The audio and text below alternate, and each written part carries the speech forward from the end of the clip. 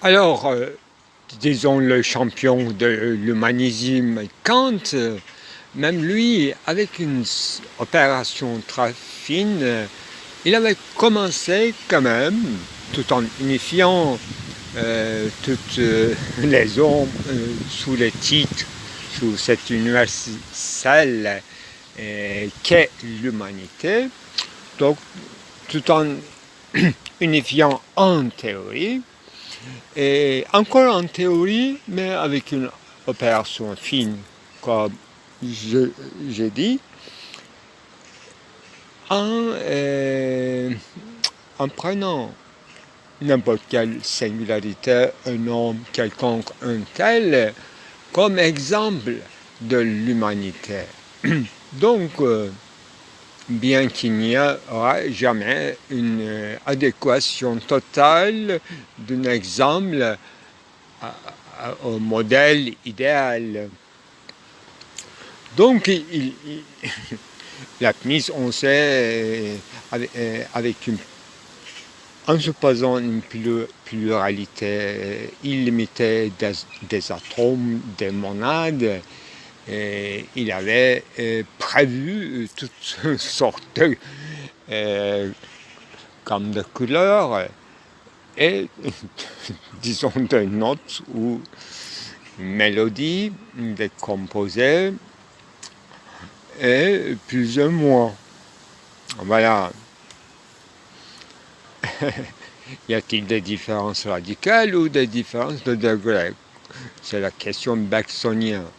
Effectivement, il faut chercher là où il y a une différence radicale, c'est-à-dire de quoi sommes-nous capables au maximum, et faire une graduation. Et Rousseau nous a prévenu que l'homme est capable de tomber plus bas que l'animal, donc on peut envisager le pire des cas, ce qu'on est capable dans le pire et dans le meilleur. Déjà Platon, dans la République, dans l'exemple suprême, n'est-ce pas mal, dans l'exemple suprême mal, qui n'a pas fait faire beaucoup de mal à quelqu'un, c'est pas chef-d'œuvre du mal, mais faire de sorte que, avec une finesse, raffinité, manigance, que bien que tu sois coupable, faire de sorte que c'est la victime qui soit connue comme coupable et qui soit maudit et toi tu sois encore plus tranquille, mais de plus tu prends tous les mérites et louanges et tout en continuant à faire du mal, profiter tous les bienfaisances de faire du bien, etc. Donc, c'est une sorte très très anciennement saisie. La structure variante de l'homme est capable du pire et du meilleur. Et tout à coup, j'ai pensé quand même une formule que j'ai répétée assez souvent. N'importe quel signe peut faire l'affaire. Mais je ne parle pas de l'homme, mais l'homme aussi c'est une sorte de signe, selon Hölderlin, un Zeichen, qui est traduit par monstre, une monstration, un signe, un indicateur qui sera capable du pire et du meilleur, s'appelle, dans la lecture de Derrida, dans la lecture de Platon par Derrida, s'appelle pharmacon. Donc, une technicité, si c'est une appellation appropriée, je ne suis pas sûr,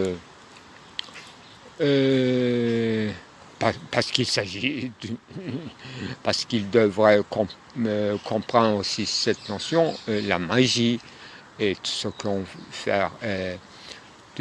peut faire pour la persuasion rhétorique.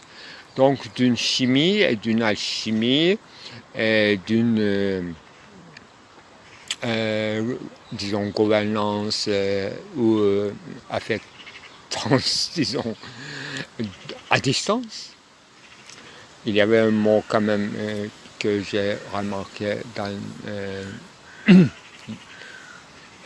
chez Heidegger, seinerseits, faire, distance. Donc agir à distance, c'est bien connu par Rousseau. Comment Rousseau a eu cette acuité de l'esprit, c'est étonnant, toujours dans les inégalités parmi les hommes. Donc agir à distance, agir par procuration. Alors depuis presque 20 ans, je travaille sur cette question et toucher sans toucher, atteindre sans se rapprocher. Donc toutes les stratégies tactiques de la guerre et de rhétorique et de la diplomatie pour les réunir dans une synthèse active et dans l'acuité de l'esprit et technicité de savoir-faire et de witz, ingénium, voilà, tout est dit déjà. Mais pourquoi je joue ce débat que j'ai raconté 1000 fois, surtout dans le début des cours d'éthique? Pourquoi? Voilà, il faut que je pense, parce que unité, voilà, faire une unité, synthèse passive, voilà, ça va aller là. Est-ce que synthèse passive donne lieu à des doxas, à une variété, à une variation d'aidos, pour ne pas dire l'homme? Donc, refuser de dire l'homme comme chez Kant et refuser de parler de l'humanité comme universelle supposée en idéal. Alors, quel est le destin prochain de la philosophie qui va choisir le mot Dasein avec sa grammaire renouvelée et parlera faisant attention de ne pas chosifier l'homme encore, je parle de Heidegger cette fois-ci, essayer de distinguer une approche ontique et une approche ontologique et faire aller au-delà de la phénoménologie, parce que la phénoménologie se délimitait dans une intuition externe qui s'appelle perception d'objet, objectivation, jugement. Objectivante tout en acceptant bien sûr Husserl une région de antéprédicatif que Sartre aussi a saisi ce domaine. Donc on retourne chez Kant à ce domaine de Manifalt, donc un certain plissement qui veut dire les potences, les dynamismes qui ne sont pas encore activés pleinement. Voilà, on tourne en retour. Voilà. Ce discours, si ça développe, ça devrait passer vers sa fin d'une interrogation de ce que Nietzsche aura pu entendre de l'éternel retour, donc de ces cycles, ce mouvement de cycle qui se retourne sur soi et soit comme le cercle hermétique en s'élargissant et dans le pire des cas en se rétrécissant et par une surdétermination, disons entre guillemets négative, de devenir l'évolution générale de l'humanité, devenir de pire en pire, à la fois dans une évidence, c'est-à-dire dans le clair et distinct d'une technologie, et à la fois dans une obscure doxa qui permet à n'importe quoi, au domaine de doxa, et même des choix et des attitudes de pragma, et au point que l'arbitraire de signes dépasse tout arbitre et du choix de lointain dépasse toute volonté et devient de sorte que tout signe peut faire l'affaire. Donc c'est une sorte dans une segmentarisation, différenciation, c'est une sorte d'uniformisation d'une part, voilà, une sorte de homogénéisation dans une pluralité et au niveau de catégorie de quantité devient une sorte de totalité dans laquelle on est absorbé tout en étant soumis par une synthèse passive et les surdéterminations qui utilisent les éléments, disons, non modifiés et même modifiés, structurant les sous-bassements ontologiques de Dasein, qui les réinvestit, qui les approprie sous le nom d'une, disons, idéologie ou un discours ou une faire dominant dans lequel, dans l'oppression duquel, dans la suprématie desquels, ceux qui sont en retrait comme élément constitutif d'une certaine évolution qui fait que l'homme existe, l'homme en tant que genre existe, subsiste en retrait. En Turquie, il y a un mot du domaine de la biologie, tchékinik, en retrait. Ce n'est pas toujours retrait des dieux, mais retrait de certaines qualités et de capacités qui sont inhibées à cause d'une autre stupation qui est toujours active mais non pensée et qui court-circuite toute volonté ou de la conscience de soi. Conscience de soi ne disparaît absolument pas, d'où vient la culpabilité et ne pas être certain, et ne pas être bien sûr heureux ou achevé, complet, parfait, comment on peut dire, oui, être dans un épanouissement au moins durable jusqu'à la fin de la vie, et cycle de la vie, c'est-à-dire entre naissance adulte et la mort, ne se rassemble plus, ne se totalise plus, ne fait plus une œuvre qui mérite ni de louanges, sauf hypocrisie ou artifice en ce qui concerne les activités externes qui ne touchent pas à l'individualité ni au moi indivisible d'une personne. Voilà, on peut louer pour plusieurs aspects une personne.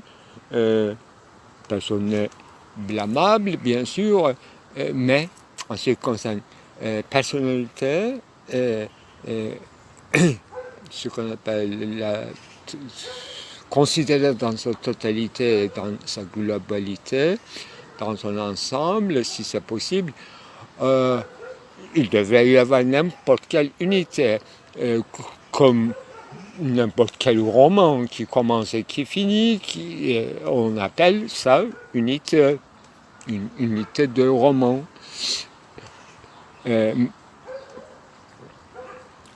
Même si ça on n'écrit pas sur une seule personne, même si on ne fait pas des Bildungsromans toujours. Voilà. Il devait y avoir une Abstottungen, un arrêt sur image soudain au début d'un roman qui commence tout d'un coup, sans commencer. On est dans un truc, comme dans un cinéma, on est jeté à une pièce, à une temporalité qu'on ne discerne pas, mais tout fonctionne ou tout se bousille, etc. Donc il y a un drame de la vie, une intrigue qui se fait, qu'on appelle la vie. À peu près, on reconnaît par ses traits, par ces éléments suggestifs, si l'auteur nous permet. Alors, donc, question de l'unité devrait être compris au sens très large du terme. Question de l'unité intimement liée à la question du sens. Y a-t-il un sens? Est-elle un non-sens total? Ou quel est le début, quelle est la fin? De quoi s'agit-il? À quoi se rassemble-t-il?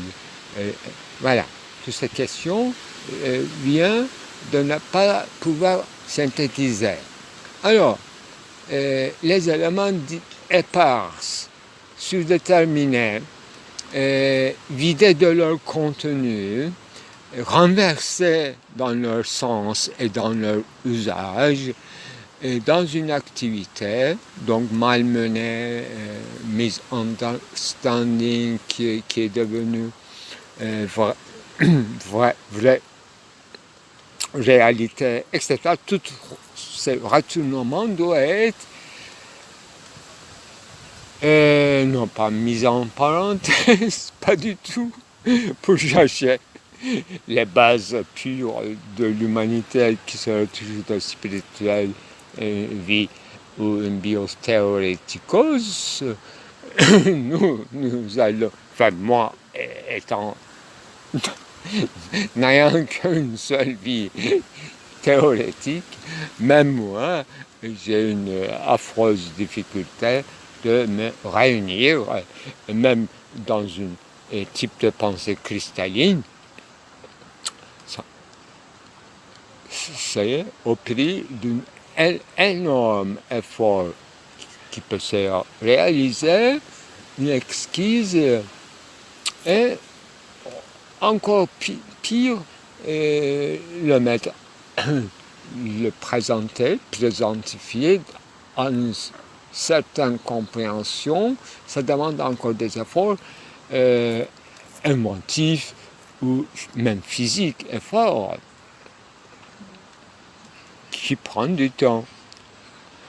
Bien qu'on, disons, on se nourrit de plusieurs dimensions du temps à la fois et ça rend encore plus difficile. Donc il y a deux choix, laisser couler le flux de conscience,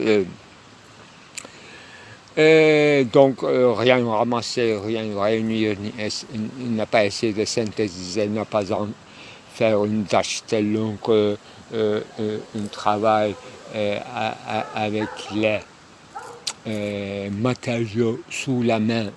Donc, d'où vient quand même historicité et partialité d'une peinture, d'un aspect, d'une perspective, d'une prise de vue, d'une prise de parole, d'un commencement et la fin d'un roman, etc.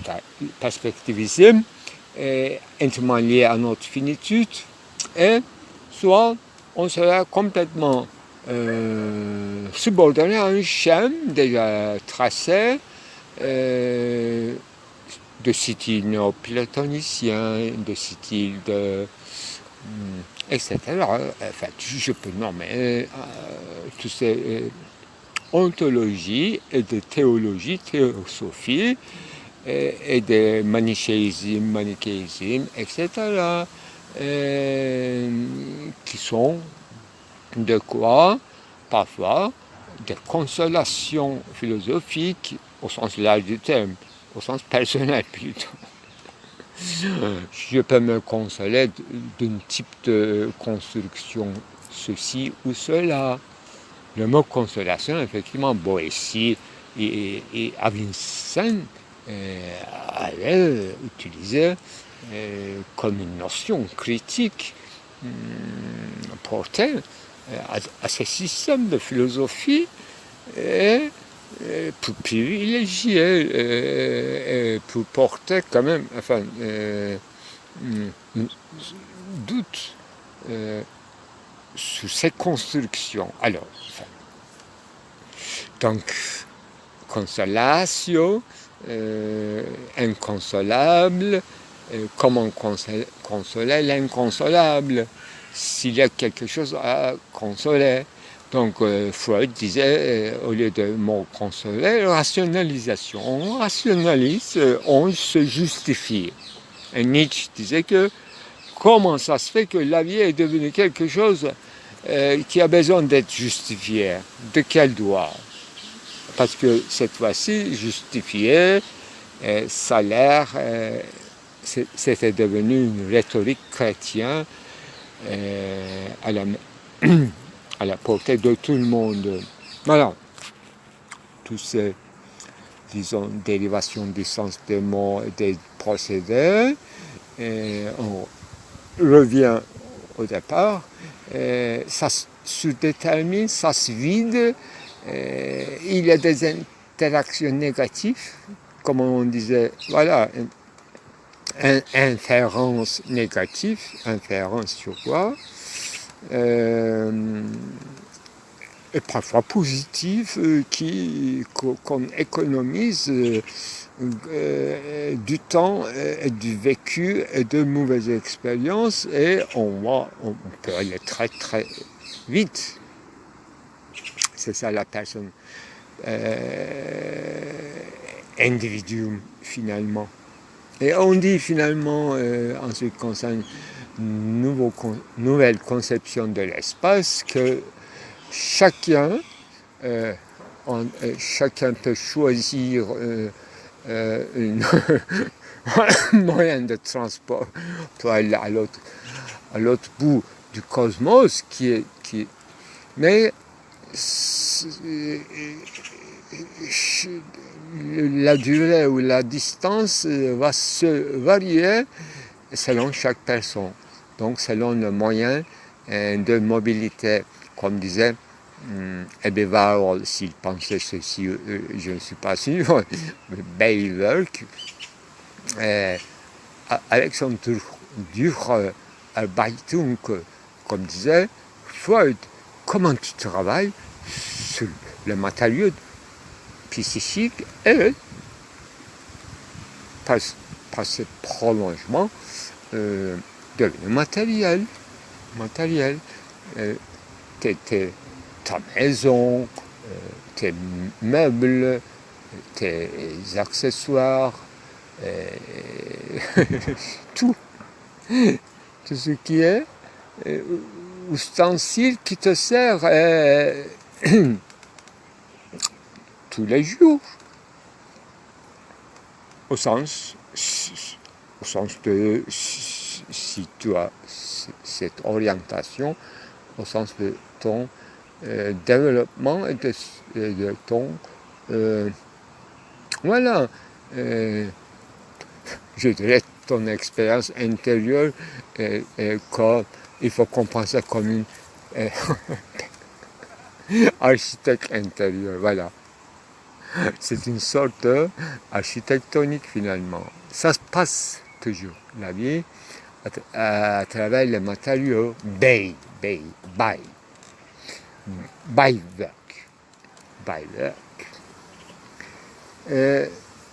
Pour ne pas dire de manière péjorative, ustensile. Ce qui est, voilà, ce qu'on use, nous use aussi, selon Erhoven, de Samuel Butler, toutes les machines utilisent elles-mêmes rendent esclave l'homme. Ce qu'on crée comme machine nous rend esclaves, donc les machines ont leur Geist, ont leur finalité ultime dont nous échappe. Nous, par une symbiosis nécessaire, comme nous avons eu besoin de plantes, végétales et des animaux et des domestiques et des esclaves, et maintenant nous avons généré un monstre, voilà, qui a ses propres dessins peut-être, et nous ne comprenons pas facilement. Nous croyons que c'est nos fins ultimes qui est en marche et qui est important, mais il y a une rupture, il y a un saut, une coupure, à la fois épistémologique, paradigmatique et à la fois au sens de épigénèse. Il y a une autre sorte de vivant qui n'est plus vivant au sens biologique du terme, mais qu'on appelle machine et surtout logotechnologie, comme disait Lyotard. Logo. Eux aussi, ils sont capables du logos différemment. Donc il y aura des guerres des logos, polémos.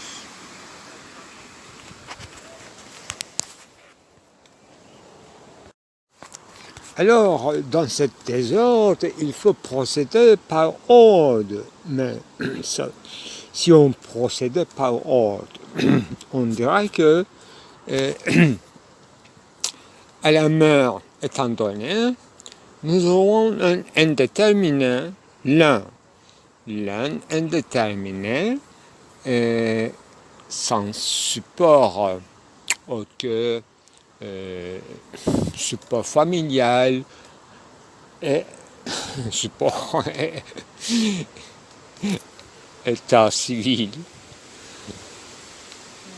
Bon, il ne faut pas tomber dans ce piège. Là, il y a l'indéterminé déterminable dans tous les sens et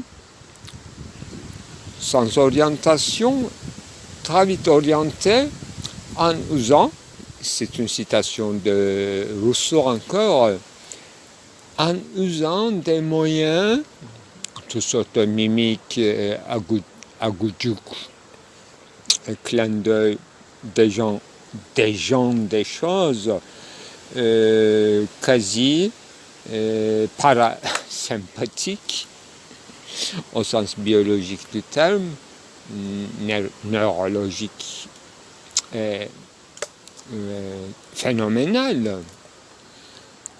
Il y a une phénoménologie de la biologie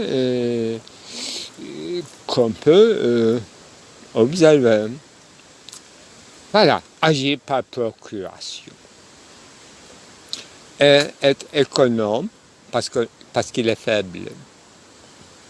On parle de bébé humain, mais n'importe quel mammifère, son rapport à sa mère, c'est pareil, mais dans une autre mode. Il y a une différence de degré. Stupéfaction. Mais il y a dans la biologie des Russes parce qu'agir par procuration, comme morale, à l'absence de morale, on agira moralement par procuration, donc non pas d'une manière autonome, mais avec toutes sortes de signes. Alors, c'est procéder par ordre, commencer par Rousseau et aller vers le moral provisoire de Descartes et s'interroger s'il y aura une morale fondée. Voilà, fondation. Tout de suite, on rencontre une res cogitans, mais qui est décrit comme causal, antique. On a attribué une thèse d'existence. Donc, on est dans le mode d'existence et du réel, ou être ou pas être. On comprend l'être dans ce sens-là. Mais où on va là? On a déjà fait tout ce chemin. Donc il faut aller procéder autrement pour réveiller, bien sûr pour prise de conscience. Mais l'ordre nous fait oublier le désordre incessant nuit. Voilà, on a besoin de métaphores pour en parler. Et métaphore ne procède pas par ordre, mais en transversal, en oblique, pour aller plus vite. Et c'est une stratégie de guerre, montrer un mirage de cible, un fin, exquisé, frapper et revenir sans se bouger, donc agir par procuration, être économe, sans stupation, mais dans un éclat et vitesse incalculable, parce que une vitesse, acuité de l'esprit, intimement liée à la vitesse, rapidité et élasticité, plasticité, et qui n'a pas de l'ordre de cire. Cire étant cet eidos, aspect changeant, comme réceptacle, très vite affectable, très vite peut changer non pas d'orientation au sens activité, mais orientation de pensée et d'élargissement de concepts, etc. Donc, affectivité, une saisie spontanée, qui veut dire qui n'obéit plus à procéder par ordre, mais tout se passe quand même dans une chronologie, c'est-à-dire une diachronie, et qui se cristallise dans une synchronie. Synchronie n'est pas homogène, il a voilà, une surface intersubjectivité s'influence, s'affecte, se corrompt, etc. Déjà, c'est indéterminé, était mortel, mais oublions cela comme lui, il n'envisage pas. Bien que ces choses données, etc.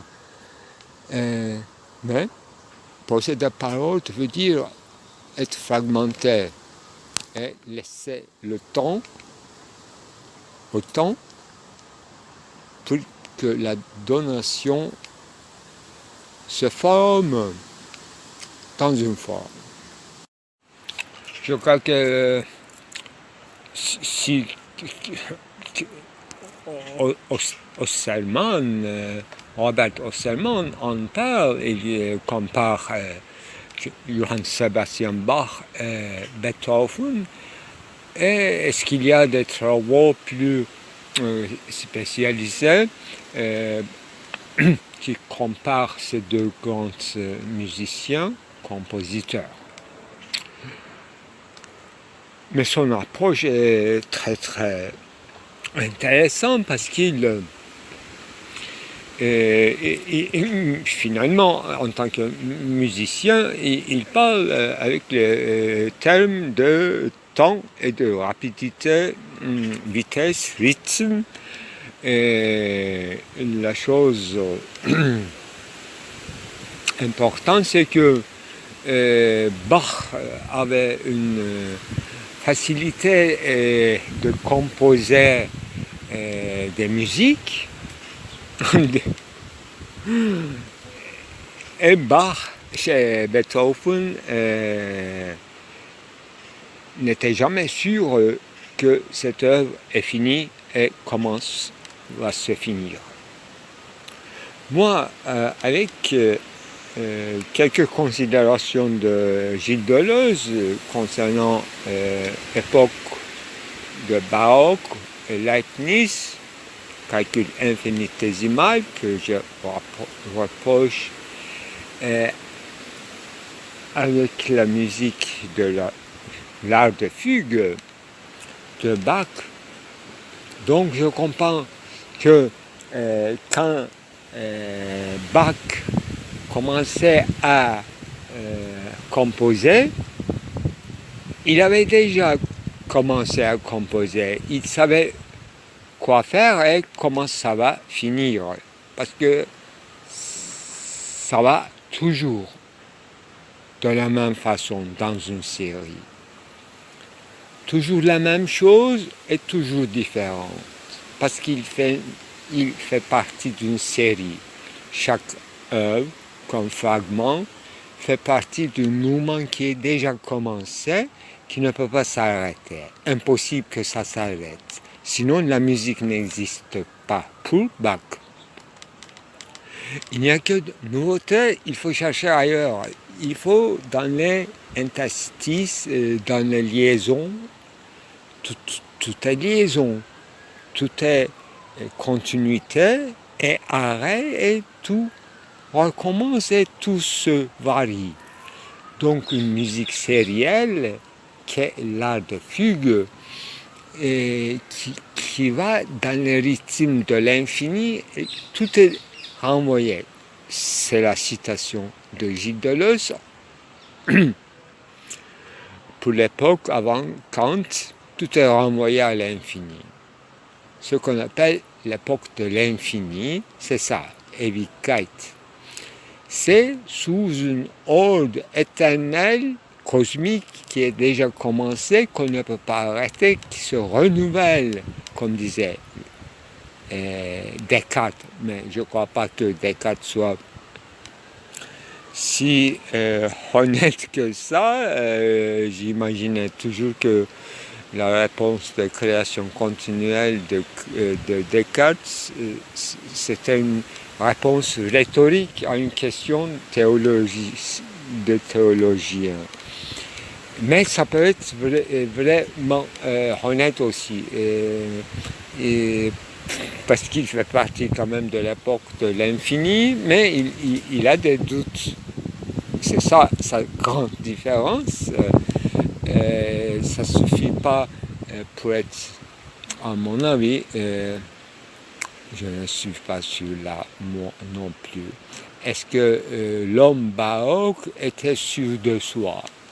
Moi, je pensais que oui, parce qu'ils acceptaient les ténèbres et ils croyaient à une clarté et ils avaient une notion de ontologie statique que Bergson utilise, que beaucoup de gens n'aime pas, mais dans la musique de Bach, il y a du mouvement, mais c'est encore statique, parce qu'il ne va à nulle part. Il est déjà dans l'infini, il moue dans l'infini. Il n'y a pas un endroit pour aller, mais pour Beethoven, il faut absolument aller, se progresser, trouver un lieu différent, résoudre un problème, poser une drame, poser les éléments d'une drame, faire une véritable symphonie. Voilà, ce qu'on a oublié, ce pauvre préfixe, symphonie, très très beau mot pour moi, symphonie, parce que c'est grec tout d'abord. Il a toute la raison de ne pas être compris. On se demande si les Grecs comprenaient grec. C'est comme le titre du livre de... Attendez, je vais trouver le copain de Michel Foucault, Pierre Veyne, je crois, historien, grand historien. Est-ce que les Grecs croyaient vraiment à leur Dieu? C'est le bout de la philosophie, c'est vraiment, vraiment éveillant. Alors, on ne sait pas si les Grecs vraiment se comprenaient, mais ils comprenaient grec, le langage grec, ils s'entendaient pas mal. Et nous, voilà, piège d'abord monolinguisme. Heureusement qu'il y a des Perses et il y a des barbares qui vont nous réveiller. Et j'ai lu le roman romanesque de Chateaubriand sous ces pauvres arabes nobles qui est chassé par sa famille de l'Andalousie. Qu'est-ce qu'il disait? Ah voilà, pour honorer effectivement cette Espagne castilienne, andalusien, arabisant, effectivement, Chateaubriand inventait des chansons populaires, tout en précisant en bas de page que c'est seulement dans les chansons populaires que je pourrais exprimer cela. Cela, c'est quoi? Alors, il veut dire que moi, je connais la musique de haute qualité, mais notre sujet, maintenant, c'est populaire, c'est-à-dire populace.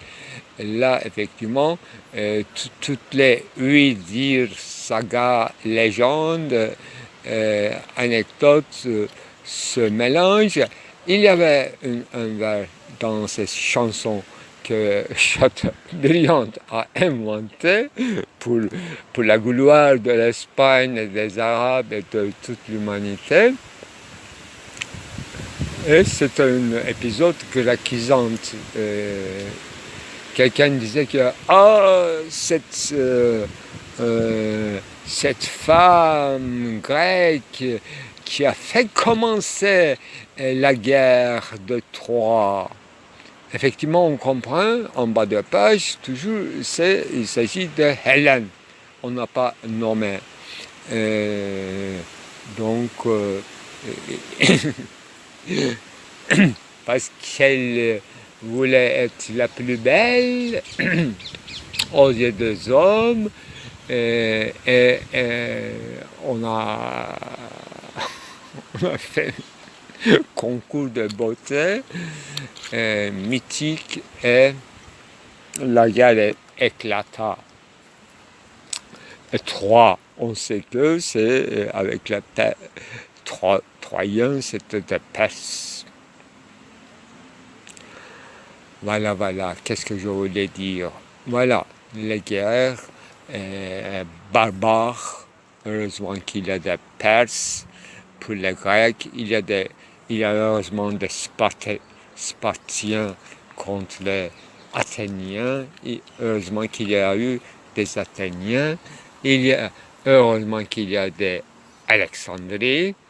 Heureusement que l'Empire d'Égypte est détruit. Heureusement que les pythagoriciens égyptiens, en secret, ils ont continué à travailler. Et heureusement qu'ils sont devenus des apôtres. Et heureusement qu'il y a un Saint Paul et quelqu'un qui parle grec tout en étant juif. Et donc, il y a eu des gens qui pensent dans une langue avec les notions d'une autre langue et ils ont développé. C'est ça la contamination, positive ou négative, c'est ça la surdétermination, c'est ça que je peux être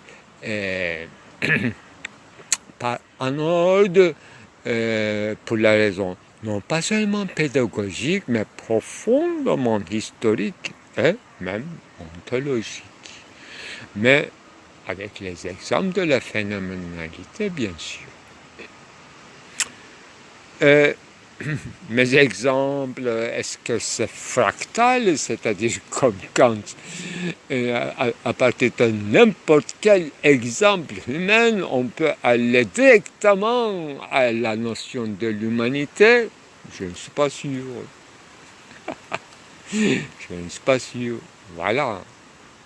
Mais, effectivement, un cycle se renferme au niveau de signifiance, doute, fragments, coupure, césure et achèvement, et ça fait un sens, ça fait une question véritable et non pas une question rhétorique. Mais question rhétorique peut être utile justement pour sauter à un domaine plus large ou plus englobant. Voilà. Unité, question d'unité, pluralité, totalité. Nous étions en quoi? Dans la catégorie de quantité.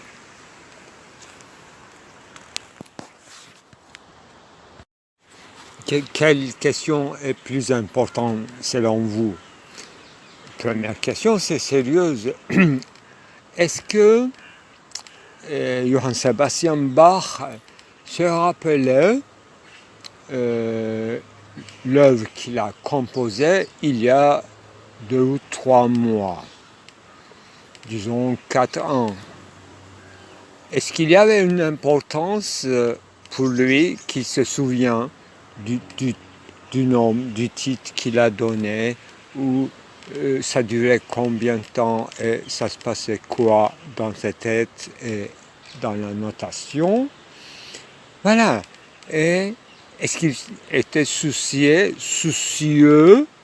le mot magique, Sorge, parce qu'il avait une certaine Sorge à une partition précise. Son œuvre dans sa totalité, il s'intéressait parce qu'il était complètement absorbé par cette œuvre dans laquelle il mouvait. Est-ce qu'il avait besoin de se souvenir?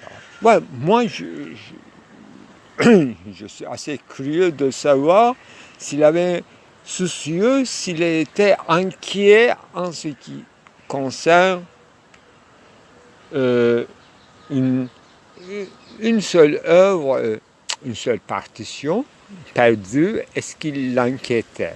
À mon avis, la réponse non, parce qu'il aura pu restituer facilement. Ce qui est important pour lui, le moment dans lequel il était, dans quel mouvement, et dans quelle torsion ou dans quelle bifurcation. C'est ça. Il fallait qu'il continue absolument sans arrêt à composer. Alors que, à mon sens, je n'ai pas étudié, la vie est monographie de Beethoven, mais pour Beethoven, c'était très important de savoir la guerre, comment ça finit la guerre, et comment il va présenter son œuvre, et qu'est-ce qu'ils vont dire, et quel sens ils vont tirer. Est-ce que son message va atteindre aux oreilles? Donc, il était inquiet, soucieux, au sens très général, névrotique du mot, au sens névrotique. Le pire qui peut arriver à un intellectuel s'il est stressé. Mais ça arrive beaucoup, beaucoup, plus en plus, et peut-être moins en moins. C'est un critère très important pour moi. Le rapport à l'œuvre, le rapport, selon Lacan, à l'excrément, même pas Lacan, c'est Ézéchiel. Bon, et voilà, poser des paroles, c'est ça. Donner le temps au temps et sans attendre. Alors, procéder par moi, soit fiction autobiographique, soit une réalité dépassée, ça devrait être comme ça. Effectivement, comme j'ai dit que je trouve le mot symphonie précieux, c'est pas l'art de fugue quand même, symphonie. Moi, je comprends plutôt une certaine communauté de plusieurs voix. On peut dire plutôt a cappella, c'est ça. Mais ça se comprend autrement, symphonie. Un commencement, un crescendo, une fin, pour simplifier la chose. Alors, j'étais dans mes, à peine, disons, 20 ans, j'étais dans le sud de la Turquie, le tourisme n'était pas si répandu que ça, et on vivait dans une petite commune au bord de la mer, là où il n'y avait pas d'électricité, ni un chemin pour les voitures. Et on se déplaçait avec une kayak, bateau, avec un moteur quand même, qui nécessite l'huile. Eh bien, pour se nous laver, il fallait se déplacer à une autre golfe, petite golfe. Là, il y a quand même toujours déserte, inhabité. Là, il y avait un puits avec l'eau abondante, parce que dans le sud, il y a toujours un problème en été de l'eau. Là, on est allé, je crois, une fois avec Sitare Ağoğlu et son jeune mari, et moi et mon copain avec lequel on était partis pour ce voyage. Mais une deuxième fois, ça Sitare, c'est pire que Eucharistie ou baptême, je ne le raconterai pas. Ça se passait dans un mystère extraordinaire. Un certain lavage, hein, on parle d'une purification du corps et qui s'ensuit immédiatement, purification et une renaissance à ce monde qu'on peut facilement appeler appréhension du sens profond du baptême. Ah non, un point final. Citare, c'est ça. Dans la ponctuation de ma vie, on n'a pas chanté avec Citare. Citare ne parlait pas trop avec ces jeunes. Mais il l'avait bien. Alors, a cappella ou symphonie, une deuxième fois, une deuxième séquence, une autre fois, avec les vrais chanteurs étudiants de l'opéra d'Ankara qui étaient venus là, on s'est rencontrés, on est allé non pas se laver, mais pour montrer effectivement ce puits extraordinaire. Sur une colline, un puits. Non, j'avais filmé, bien sûr. Oui, ça existe. Ça devrait exister.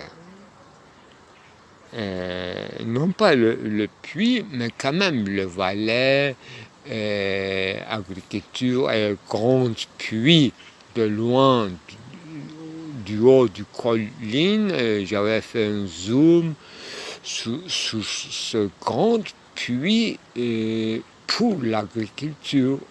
Là, on n'est pas descendu là, on était dans notre puits sacramental. Alors, il s'agit de chanter ensemble au bord du puits. Non, on n'a pas descendu dans le puits, c'était plein d'eau, mais on a profité de cette acoustique. Dès qu'il y avait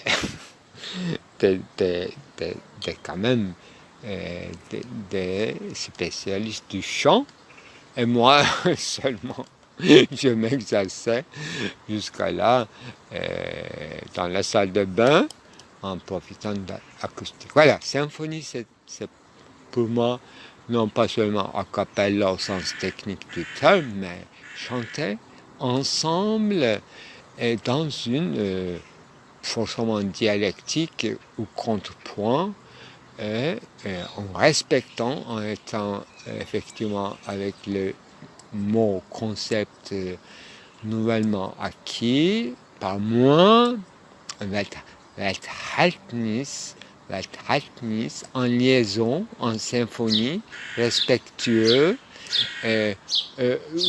parfois dissymétrie, pas forcément en symétrie, mais dans un contrepoint. Voilà un mot magique de l'art de fugue, contrepoint, système de contrepoint essentiellement lié à la logicité de la logique d'être ensemble et pour moi faire du cinéma, c'est-à-dire faire du montage. Dans mes débuts dans le cinéma, mais maintenant effectivement je fais comme je veux, d'une spontanéité qui ressemble beaucoup à celle de Bach, que je me soucie bien sûr de ce que j'avais omis ou qu'il y a une lacune ou des passages, transitions. Effectivement, c'est un travail d'édition au sens très large du terme. Je me soucie effectivement des autres choses, c'est-à-dire des œuvres écrites, mais je les diffère parce qu'il s'agit de télétechnologie et logotechnologie. C'est ça encore une deuxième boucle qui s'enferme. Là, il faut s'investir psychiquement et en chair et en os pour que l'humanité, si elle devait exister, contre la machine et avec la machine, Et en symétrie ou en dissymétrie, en polémos ou en dialogue ou en contestation, c'est ça le champ de bataille de notre polémos qui peut nous engloutir, qui peut y avoir des limites au niveau de l'ex, nomoi, mais nous connaissons quand même le sens profond de nomos, nomoi, namus en turc, c'est d'une manière fantastique. Là, je vais chercher dans mon dictionnaire de grec, turc, grec, nomos, la loi et la signification de namus, c'est presque un mot intraduisible. Aux autres langues, c'est pas la fierté, c'est pas fever, c'est pas orgueil. C'est très difficile de traduire. Intègre, oui, intègre, mais c'est ouvert à tous les malentendus. C'est comme le mot takva que j'ai traduit dernièrement en anglais, expectation, etc. Donc, a cappella, être ensemble, il ne s'agit pas d'une procession religieuse ni sacramentale, ce sont des métaphores, mais une amitié profonde. On ne s'est pas eu une deuxième fois, mais c'est quoi? C'est une tiche, au sens de table de loi, ineffaçable de mémoire. C'est ça, le temps intime ou sous détermination positive elle-même, ce que Jean-Luc Marion appelait phénomène saturé, saturation sublime. Une portion du sublime, si vous voulez. Là, on n'aurait pas beaucoup de concepts à se perdre parce que dans le sublime, on perd toutes les chaînes et les concepts de l'entendement. Mais on avait quelques concepts et en plus, c'était même, moi en tout cas, personnellement, je lisais profondément de sa traduction İsmet Zeki Eyüboğlu, Zarathustra de Nietzsche.